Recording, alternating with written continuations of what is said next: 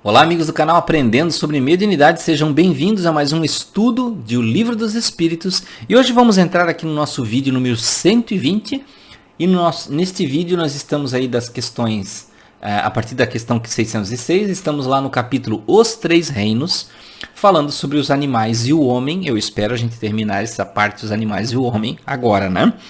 Então vamos lá na questão número 606. Onde os animais tomam o princípio inteligente que constitui a espécie particular da alma, da qual eles são dotados. Ou seja, de onde vem esse princípio da alma do animal, né? E o Espírito de Verdade explica: no elemento inteligente universal. Olha só. Aí ele faz uma pergunta anexa. A inteligência do homem e dos animais emanam então, de um mesmo princípio único, se eles vêm desse mesmo elemento inteligente universal, né? E ele responde, sem dúvida nenhuma.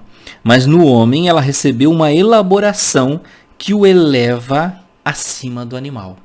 Então vejam que aqui ele demonstra mais uma vez que a alma do homem ela é diferenciada do animal. Ela tem algo a mais que o eleva.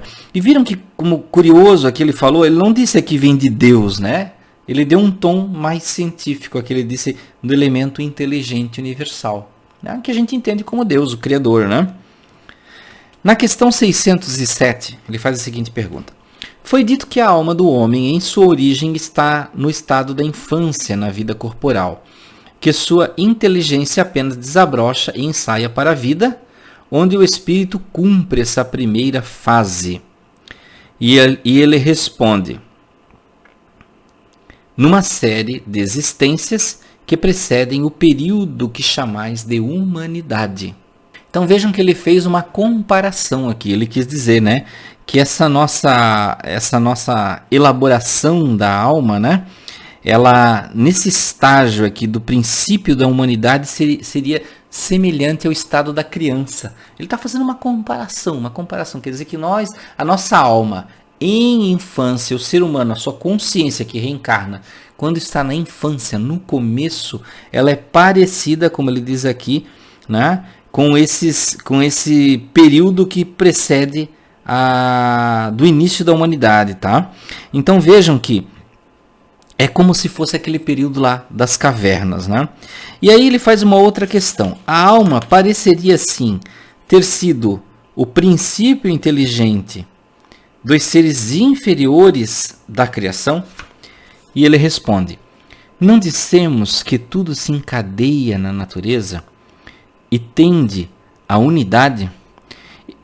É nesses seres que estáis longe de conhecer totalmente que o princípio inteligente se elabora, se individualiza pouco a pouco e ensaia para a vida, como dissemos. É, de alguma sorte, um trabalho preparatório como o da germinação, em seguida ao qual o princípio inteligente sofre uma transformação e se torna espírito. Olha que interessante o que ele falou aqui. O princípio inteligente se torna espírito. E ele diz, é então que começa para ele o período de humanidade, e com ele a consciência de seu futuro, a distinção do bem e do mal, e a responsabilidade dos seus atos, como depois do período da infância vem o da adolescência, depois da juventude e enfim da idade madura. Não há de resto nessa origem nada que deva humilhar o homem. Os grandes gênios são humilhados por terem sido fetos informes no seio de sua mãe? Se alguma coisa deve humilhá-lo, é sua inferioridade diante de Deus e sua impotência para sondar a profundeza dos seus desígnios e sabedoria das leis que regem a harmonia do universo. Reconhecei a grandeza de Deus nessa harmonia admirável que torna tudo solidário na natureza. Crer que Deus haja feito alguma coisa sem objetivo e criado seres inteligentes sem futuro seria blasfemar contra a sua bondade que se estende sobre todas as criaturas. Olha só que interessante, ele dá uma pista muito curiosa. Ele diz então que nós passamos por um período antes da humanidade, um período mais animalizado, talvez aqueles seres mais próximos do símio do que de humanos. E aí quando houve o famoso elo perdido, quando nós passamos a ser racionais, nós nos tornamos aí um ser das cavernas lá, que pensava um pouco mais, que pensava em grupo, que pensava em plantar, colher, desenvolver roda, essas coisas. Então vejam que existe um elo, uma ligação, um pequeno salto de uma condição para outra, né, como ele diz aqui. E ele pergunta aqui o seguinte, em outra pergunta anexa. Esse período de humanização começa sobre a Terra? Está perguntando, ó. Essa humanização, nossa, ser humano daqui, começou aqui na Terra? Ou começa aqui? Ele diz, a Terra não é o ponto de partida da primeira encarnação humana. Olha só quanta gente fala assim, nós já encarnamos 10 vezes.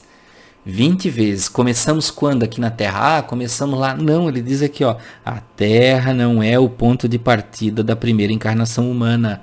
Então, se você é humano, você já pensa racionalmente, com certeza você não encarnou pela primeira vez na Terra. E ele diz aqui, o período de humanização começa, em geral, em mundos ainda mais inferiores. Isso, entretanto, não é uma regra absoluta e poderá acontecer que um espírito, desde o seu começo humano, esteja apto a viver sobre a Terra. Esse caso não é frequente e seria antes uma exceção. Tá? Questão 608.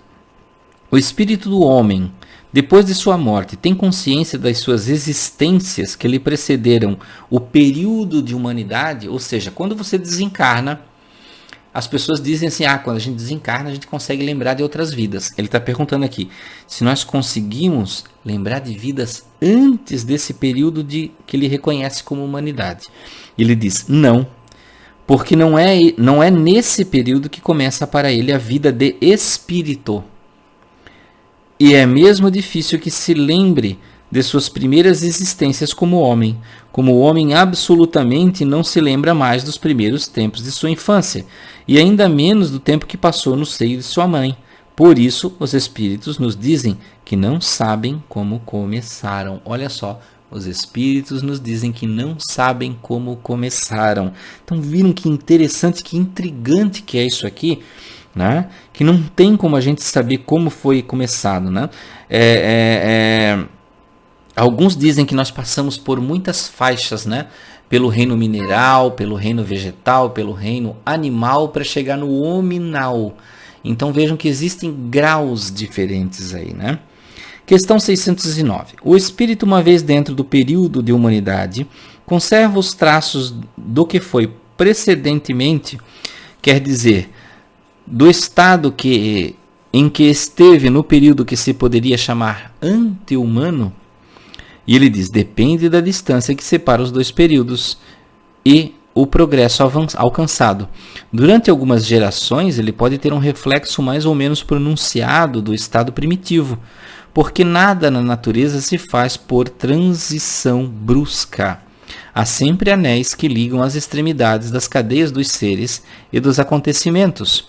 Mas esses traços se apagam com o desenvolvimento do livre-arbítrio. Os primeiros progressos se cumprem lentamente, porque não estão ainda secundados pela vontade. Eles seguem uma progressão mais rápida à medida que o espírito adquire uma consciência mais perfeita de si mesmo. Então ele explica, à medida que nós temos consciência de quem somos, da nossa unidade, né, como um ser, como um espírito, nós vamos progredindo e inclusive se relacionando aqui às questões físicas, né? Esses elos, o ser humano passou por tantas modificações da sua constituição e passa ainda. Ele não parou, né? Isso é uma coisa que nós ficamos até de certa forma assustados em pensar, né? Que se nós evoluímos até aqui, não significa que nós paramos, que a nossa aparência física estagnou. Nós estamos de alguma forma, só que é claro que a nossa visão tão curta num período de vida encarnado, nós não conseguimos enxergar isso. Se levou milhões de anos para chegar até aqui, né? Então, continuando. Questão 610. Os espíritos que disseram que o homem é um ser à parte na ordem da criação, enganaram-se? Porque houve algumas perguntas aqui na frente que vocês anteriores, que vocês viram que eles disseram aqui que o espírito do animal é diferente do homem, tá? E ele diz aqui, não, mas a questão não foi desenvolvida. E, aliás, há coisas que não podem chegar senão em seu tempo. O homem é, com efeito, um ser à parte, porque ele tem faculdades que o distinguem de todos os outros e tem um outro destino. A espécie humana é aquela que Deus escolheu para a encarnação dos seres que podem conhecê-lo. Então ele explica que existe alguma diferenciação. E, é claro, nós podemos comparar essa evolução do homem como ter passado também pelo animal. Mas não quer dizer exatamente que, por exemplo, o homem já foi um cão, já foi um pássaro, ou já foi uma planta. Não exatamente. Porque ele explicou aqui que tem uma transição, né, de chegar até um elo onde ele passa para a humanidade. E antes disso é o princípio inteligente. Ele não classifica nem como espírito, é um princípio inteligente. Então viram? Mas são questões muito profundas que precisariam de horas e horas e ainda assim, né? Nem o espírito de verdade definiu aqui pra gente, né? Porque nem eles, como ele falou aqui, nem eles sabem como eles foram criados, tá? Porque é uma coisa que só Deus, né? Então, meus amigos, vamos parar por aqui. No próximo vídeo de estudo dos espíritos, vamos continuar agora no subtítulo Metempsicose, na questão 611. Até o próximo estudo.